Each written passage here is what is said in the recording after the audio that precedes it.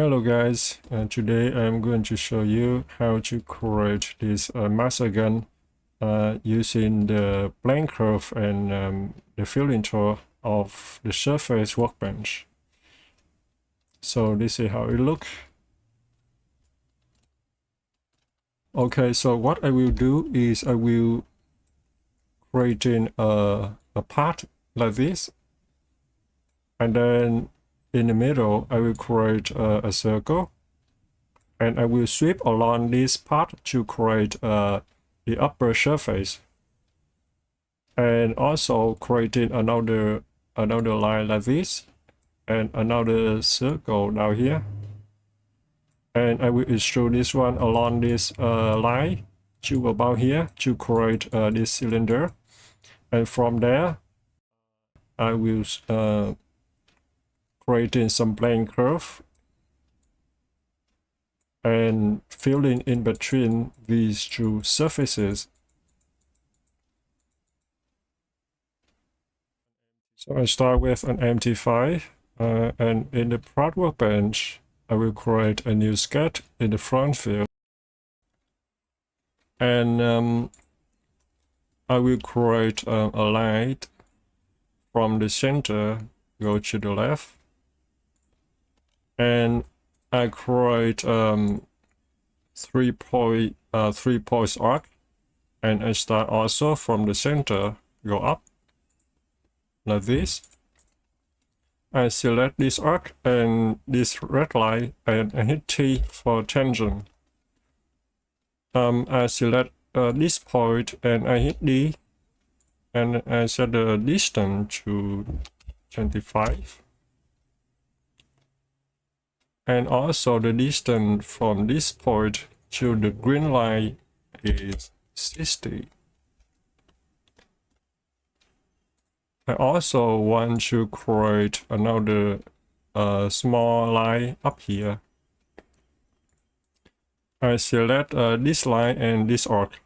I hit T for tangent, and I select this line and I hit D, and I set the distance to 5.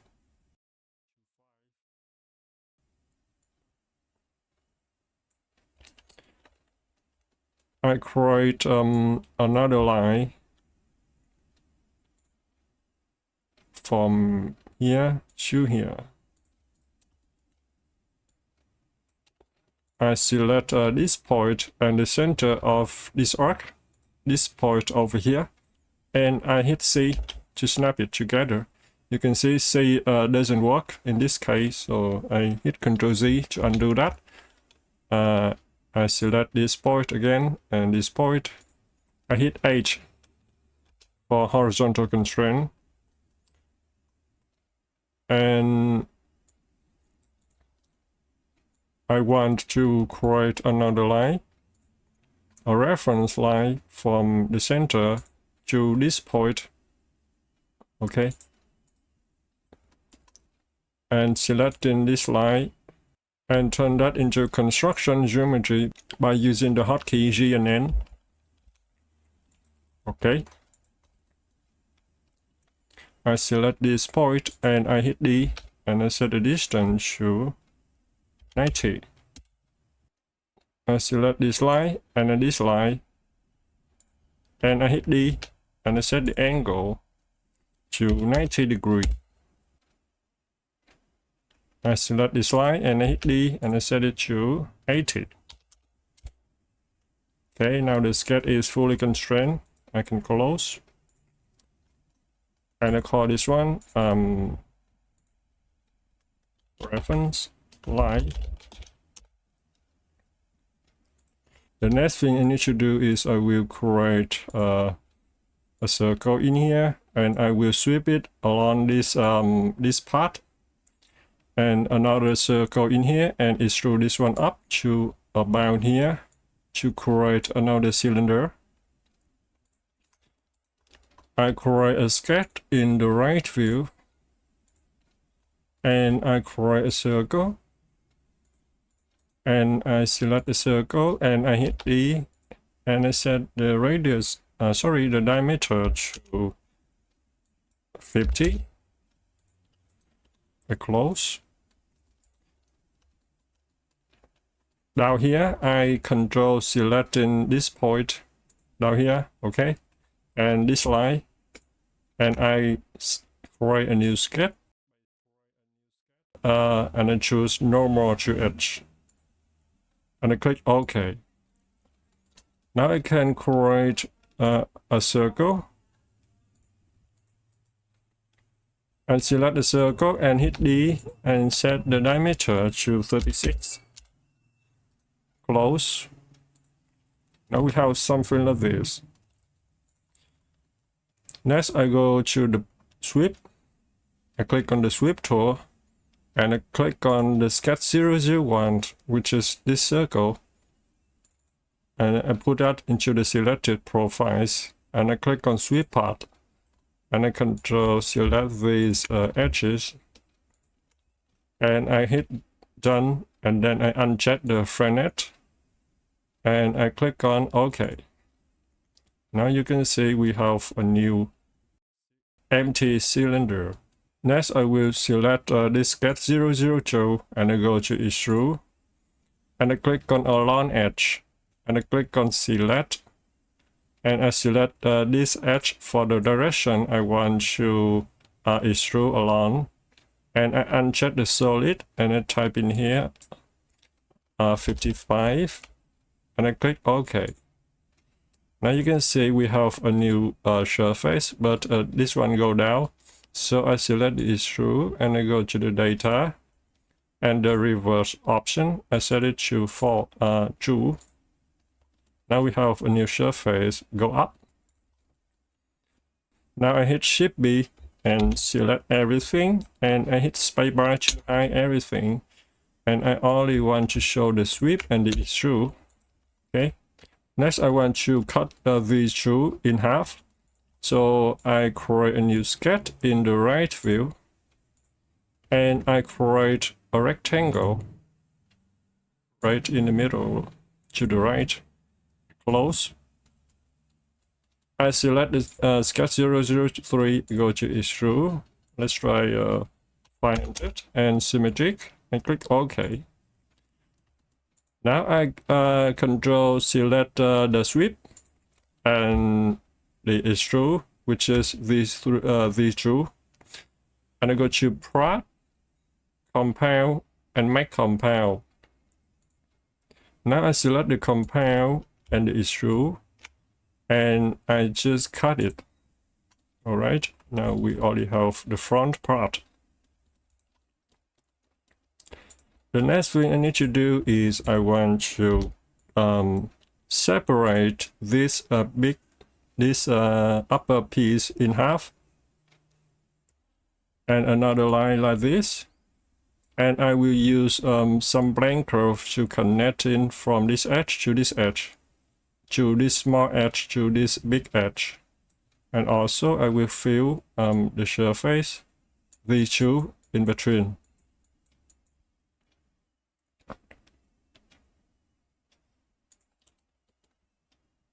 To do that, I first drop this one down and let me looking for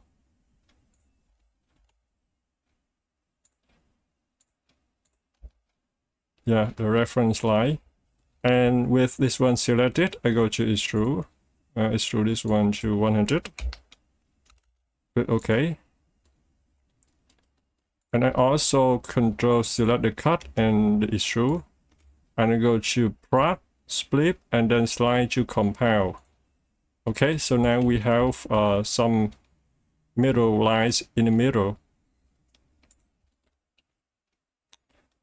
The next thing I need to do is I will create in some blank curve in here.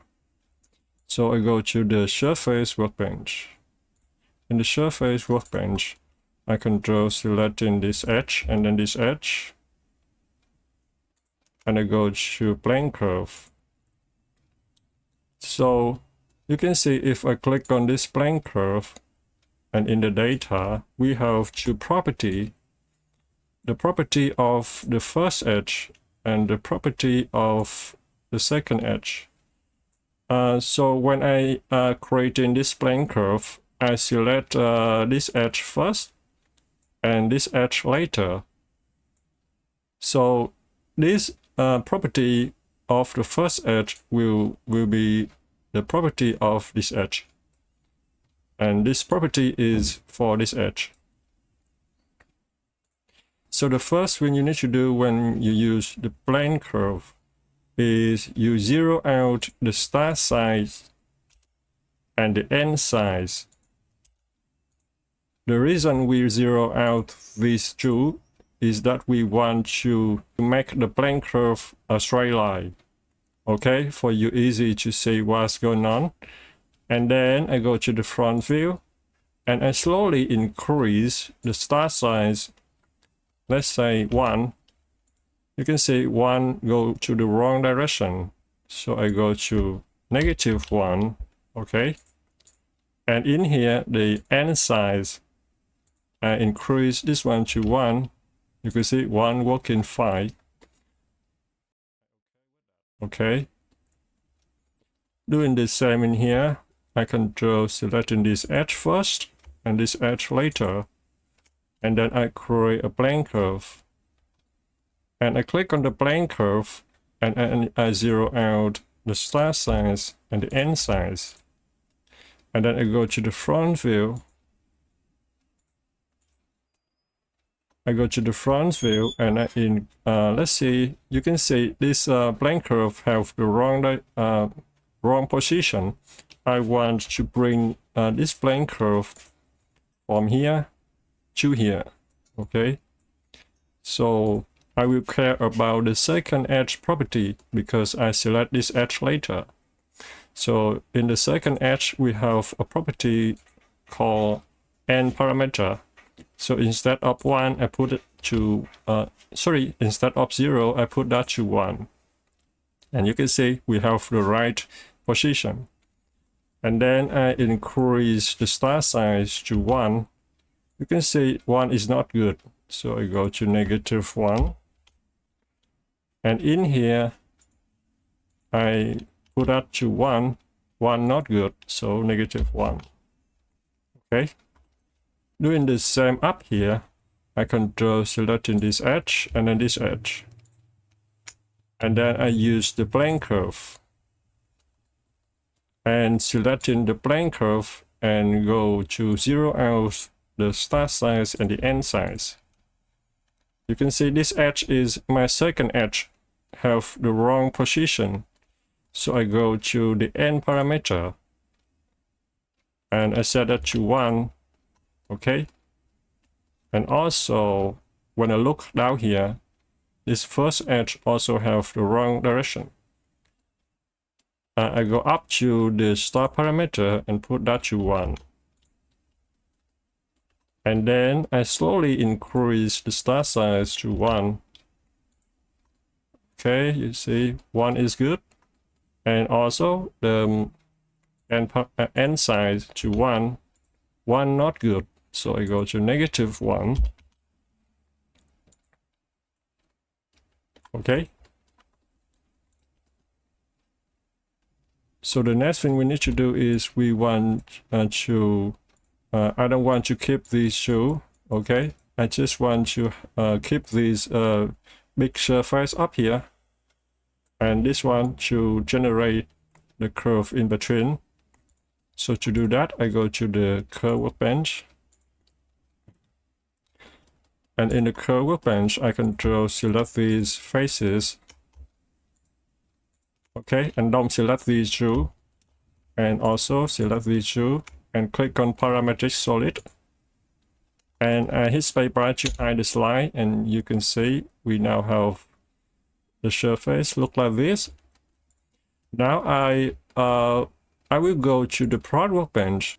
I need to extrude this plane curve in here to create some support surface because I want to give that G1 continuity in between. So I select in this plane curve and this plane curve, and I go to extrude. I want to extrude this one in the y-axis. 10, I click OK. You can see we have two more surface like this. Doing the same with this one, I select this one and I go to extrude and I click OK. Now you have another one. So I will use this surface to fill this hole in here. But we need also another face like this in this direction to create this surface in here. So I call this one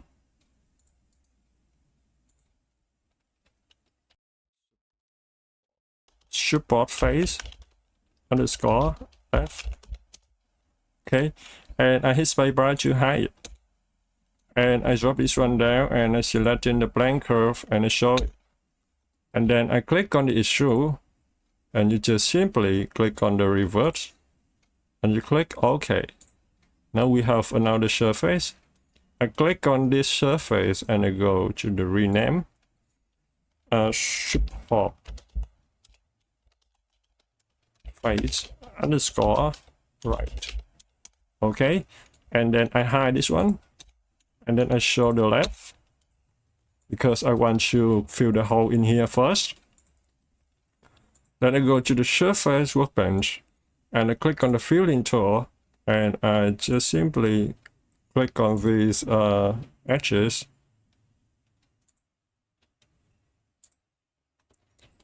And you can see we just fill the hole. So we need to put some Z1 continuity in here. So I just double click on this one and choose the face and the Z1.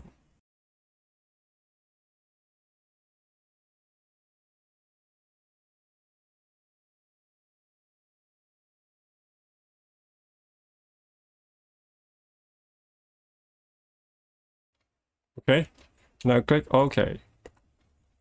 Now I select in this face and this face and I hide. Okay, you can see how it looks. Also I select in this face and hide it. Let me show the support face underscore right. And I also fill in this area.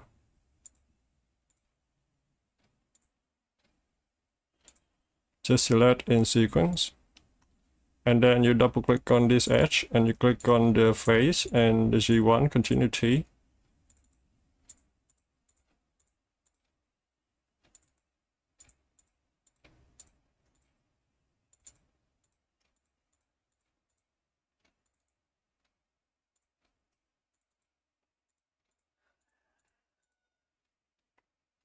Okay.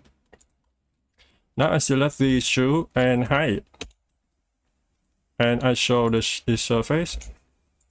Okay, so the next thing we need to do is we will join these surface together. So I go to the curve workbench again, and I control select these faces one by one.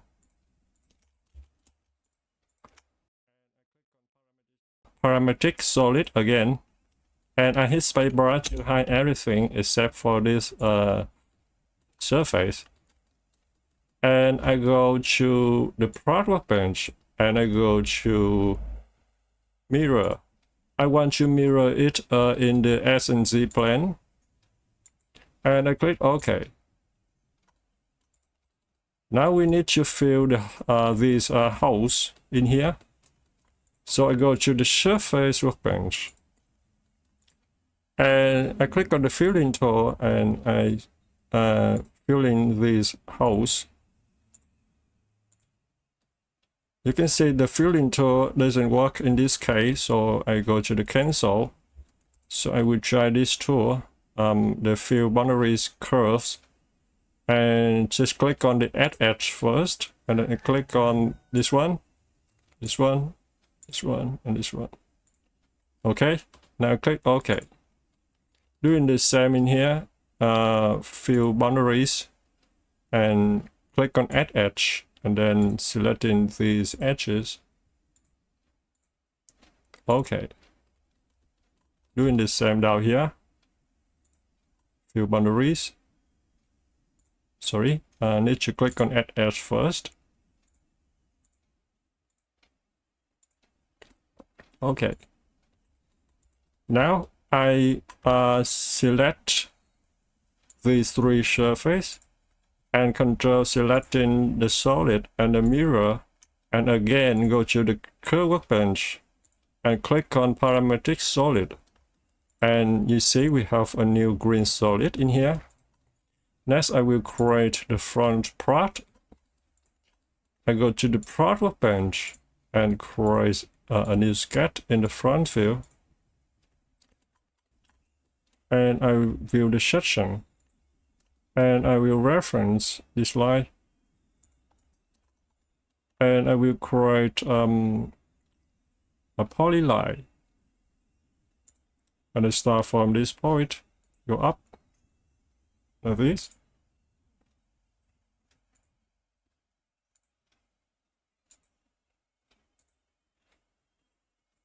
Finish in here. Selecting this line, and I hit D and I set it to 5. Selecting this line and this line, hit E for equal, and selecting this line and I hit D and I set it to 4. Selecting this line and I hit V for vertical constraint.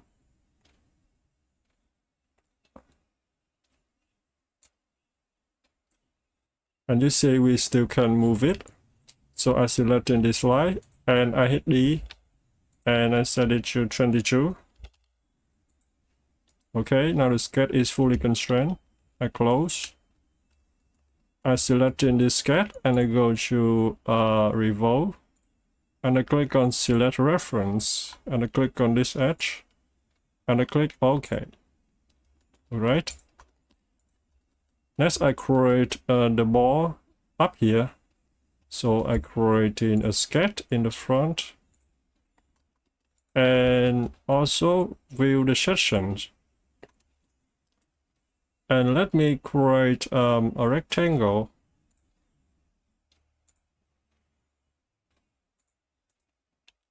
And I will reference this line. I selecting this this point up here and this line, and I hit C to snap it. I selecting this line and I hit D and I set it to 2. Selecting this line, hit D, set it to 10, maybe 15. And then I create a center arc. Start from here.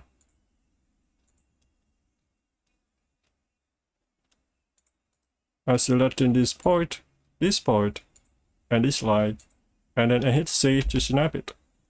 I selecting this arc and I hit D and I set it to 15. And move this one out to about here. And selecting this point and I hit D and I set it to 117. And then I will use the trim edge and I will remove these edges. Also this one. And I think I should delete in this line. Delete it. And I creating a line from here to here. I close. Now I select in this sketch and I go to Revolve. And I also can click on the X direction and I click OK. You can see this is how it look like. So if you want to increase this one a little bit thicker, so go back to here and let's increase this one to, let's say, 3 or maybe 4. Yeah. And then I select in this face and I go to create a sketch based on this face. and I creating a circle and selecting the circle, and I hit D and I set it to 38 and I close, and then I can extrude this one up to 5. Now I can fillet these edges. I can just select in this edge, and then this edge, maybe this edge later, these 2 edges, and then I fillet with the straight tool, and selecting this edge down here and fillet it with 5. Go up here and selecting these edges and fillet it with 1.2.